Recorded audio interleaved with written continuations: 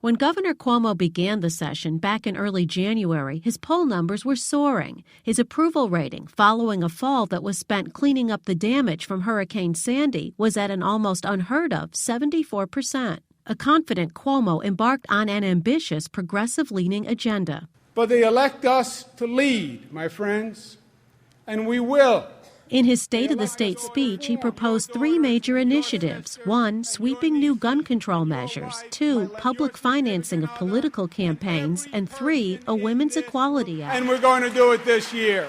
That includes codifying into New York law the abortion rights spelled out in the federal Roe v. Wade decision. Of choice, enact the Reproductive Health Act, because it's her body, it's her choice. Since then, Cuomo has achieved only one of the 3 measures. His gun control package was approved the very next week after his speech, but it generated a backlash. Now, Republicans in the Senate are balking over public campaign finance and abortion rights.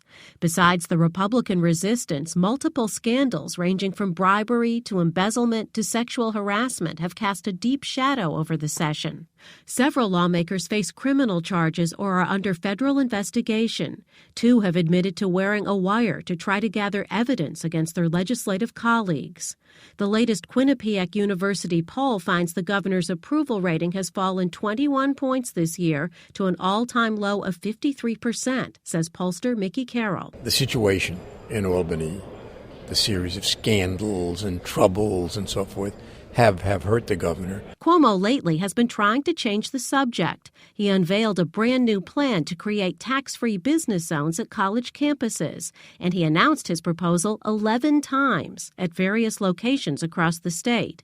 The plan, Cuomo says, would provide a badly needed economic boost to struggling upstate. We're dealing with a massive problem when we're talking about the upstate economy, and it is going to take a massive solution. Upstate is where Cuomo is least popular these days.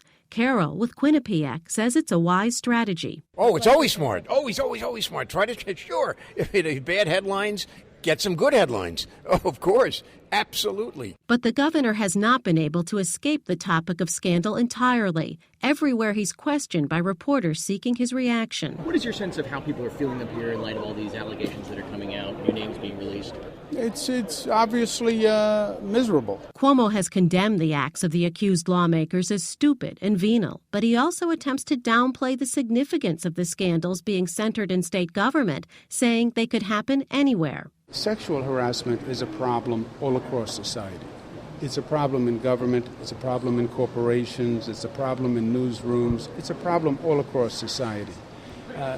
When it happens in government, sometimes it gets more headlines. Even if Cuomo fails to get his top agenda items passed, he still has his successes from the first 2 years and 3 on-time budgets in a row, says pollster Mickey Carroll.